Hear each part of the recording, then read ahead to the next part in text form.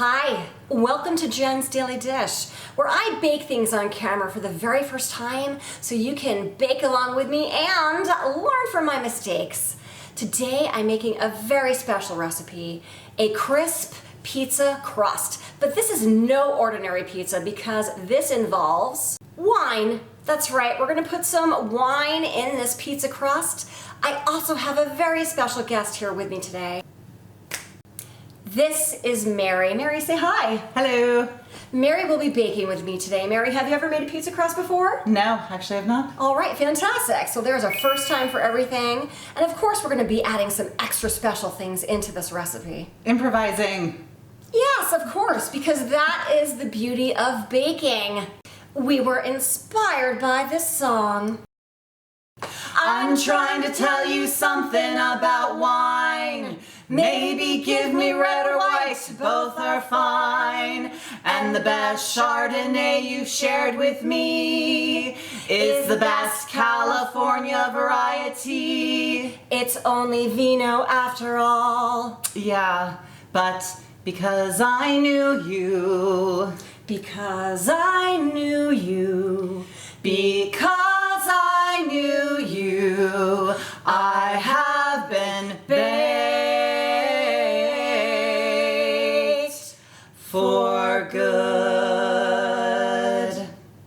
You ready to do this? I'm ready. All right, fantastic. Let's do this. The first thing that we're gonna do is get that yeast going. So let's add in a 1/4 cup of warm water. And then we add the yeast in. Mary, are you with me? I'm with you. Why does it have to be warm? It gets it going, and then the secret ingredient is the sugar. We add in a little bit of sugar. And this is where we're just gonna stir it with a spoon in the bowl. No need for the mixer yet? Now, let this rest for 5 minutes until it is nice and frothy. Mary, do you see how it got frothy there? Oh, I do. Add in the rest of your water.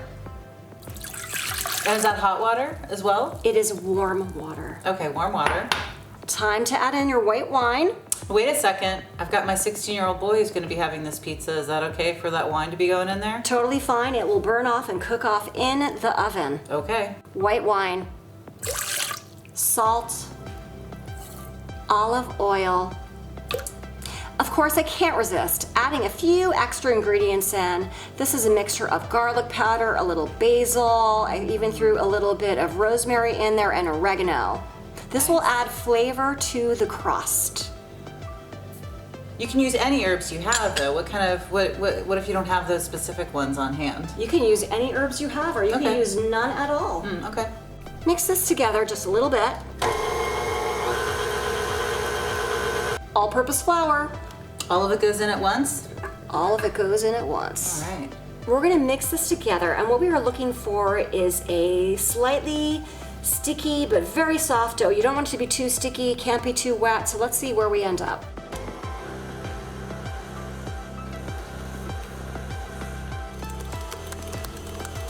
All right, let's check to make sure the dough is ready. Wow. Okay, it is soft and it's not terribly sticky. It's a little bit sticky, but that's okay.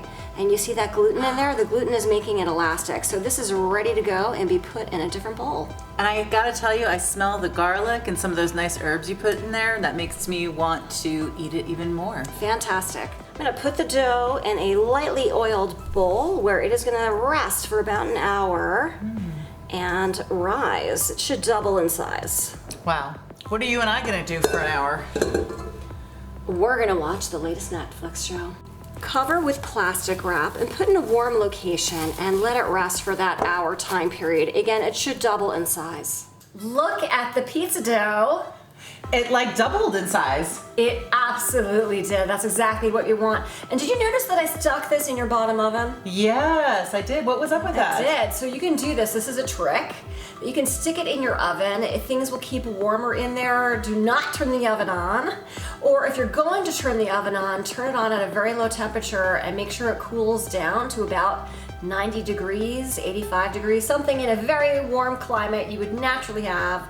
And that will help the dough rise. So what we're going to do now is separate this into 2 separate pieces. Thank you very much for helping me oil the plastic wrap, which we have down on the counter. And because when you're on location, you don't always have all the tools you need, I typically would put this on the counter and cut it with a bench knife. But I don't have that here in your house. I didn't even know what a bench knife was. You know what? So she was like, do you have a bench knife? And I was like, all right. What does that mean? You don't need to know because we can improvise. That's right. We're gonna improvise with some kitchen scissors. You can use scissors, a knife, whatever you have in your house will work. Let's get to it. Awesome. So what we could do is we could start by cutting this. Great. Okay. You're like guessing about where the I'm mark is. so guessing. Okay. Is that cutting pretty easily? It so is. Okay, so let's take out half of the dough here and see where we end up. Why is it important to weigh this? It is not, and you can totally eyeball this, but I just figured you had a scale. Let's go ahead and use it. Ooh, look at that. Wow. Goodness gracious. So let's go ahead and put this over here for the moment. So that's at 1.8. We need to 6.1, so we need to go down just a little bit more. Okay, so we've got half there. Let's go ahead and get the half on the other piece of plastic wrap we have here. My question is, when do we get to toss it up to the ceiling and like spin it around on our hands? When does that happen? That will happen. We will get our chance. Not to yet. Do that. It looks Not too yet. sticky to throw up in the air. It does look too sticky. That would not be good. It's a little sticky, but that's okay. Sticky is good. It means Yeah, there's a lot of gluten here. Now what we're gonna do is we're gonna measure this again because this looks so That much looks so heavier. much bigger. It does look so much bigger, so we might Okay. take some out of there. So that's 378, and that is 245. So we got to take a little bit of here, but ultimately we're gonna wrap both. Yeah, it's close enough. Great. Let's go ahead and wrap them up like a ball. Okay. Okay. Okay, just like that. Take your pizza balls and we're gonna stick them in the refrigerator for 2 hours. During this time, the flour is going to absorb lots of things. The yeast is gonna do more of its work. It's gonna enrich the flavor. And if you want, you could even make your pizzas 3 days later, so it's an option for you. So into the fridge it goes for 2 hours. So if you're like a busy working parent, you can do this on the weekend and then have pizza dough for other nights during the week. That is right. Great. At the end of the time frame that your pizza dough is in that refrigerator for 2 hours, preheat your oven to 425 degrees. Time is up, the dough is nice and cold. It's ready. It's ready, yay! Let's make our pizza. Woohoo, I'm excited. All right, so what we're gonna do is we're gonna take the pizza dough out and dump it on this. It's a greased cookie sheet. You do not have a pizza stone, which is totally fine, so we're gonna use the cookie sheet for this, but it's lightly oiled. You could do this on parchment paper and also put it on a pizza stone. And Jen's being really nice because I don't have a pizza stone. I don't have parchment paper, and so she's again improvising in my house. It's all right. So what we're gonna do is you're gonna dip your hands. I'm gonna show you first, and then you're gonna take over. Dip your hands in the olive oil. Okay. And you get that nice and oily. Okay. It's good for your hands. I was gonna say, it looks like a nice moisturizer. It's a nice moisturizer. And then you could roll this out with flour, but we're not gonna do that. I just want you to press this out, and you're gonna be pressing it out. Okay. I think I can do that. Yep. All right. Fantastic. Do I get a chance? Go ahead. Go ahead. Great. So put it on in here, right? That's right. And then get it all nice and oily. Yeah, that's Should a I put some lot. No, that's a lot of oil. No, okay. no. Okay. So just press it out. I'll hold the pan down. Oh yeah, for you. please hold the pan down. That's good. You're doing a great job. So Thank you. Be sure you press from the middle out. Oh, middle out. Oh yeah. Oh yeah, I notice see that that. it's not pulling back too much on you, and this is because it's had time to rest. The gluten is doing what it should be doing, and it's not pulling back too much. That's okay. You know what? Because you just covered up. Aww. That's okay. I think I just want this to be really stretched out covered because it up. we have 4 people to feed with 2 pizzas. That's okay. It'll be just fine. Okay. There's gonna be plenty. That is a great looking pizza dough. No one's gonna be checking the right angles. Nobody or is anything. checking. This is That looks great. That Good does look job, good great. job. Okay. So now let's go ahead and get the sauce in here. So we have tomato sauce here, pizza sauce. We've got your lovely mozzarella cheese, Fresh mozzarella. spinach, artichokes, and some pepperoni, of course. So how do you want to go ahead and make your pizza? I'm thinking we do 1 veg and 1 meat. Great, go ahead, start doing this one however you like. Okay, I get to create it. Okay, so first I want to put some sauce on, right? Like maybe I should put a little bit more. A little more, and the key to the sauce is what do I do? actually, it's strangely, less is best.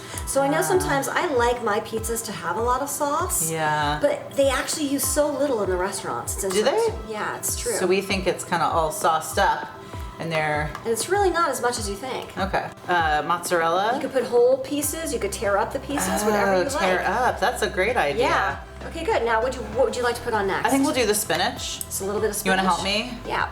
So what did you do to prepare this? This doesn't look like it's fresh out of my bag. Yeah, grocery it bag. is fresh out of your bag. I just stuck it in the microwave. Right, okay. For just a little bit. Because you want to wilt it down. Yeah, so that way it's wilted already before it goes in the oven. That's right. And so what's next? I think artichoke hearts. We have 1 piece. I'm gonna actually tear this up a little bit because they seem a little chunky. You for can me. do that. It's whatever you I like. love artichoke hearts, but a big hunk of artichoke just does go not into that? seem that exciting to me. Okay, we So can I'm just do that. gonna. You know what else we could have put on here is sun-dried tomatoes if we bought some of those. Sun-dried tomatoes would Be be nice nice. too. Yeah. Okay. Okay, so now here's the finisher. We're gonna take some of the Parmesan, This was freshly grated. freshly grated, and you're just gonna sprinkle it on Sprinkle, top. like not with my hands. But Not just, with your hands. With your hands. Oh, with actually. my hands, So okay. you could pour some into your hands, or just put your hands directly in. Uh-huh. This is the finisher Oh yeah. on top of the pizza.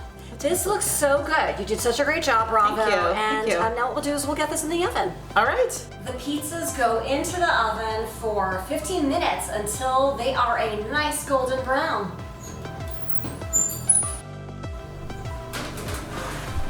Time's up. It's time to take it out of the oven. I can't wait. Oh. Wow. Look at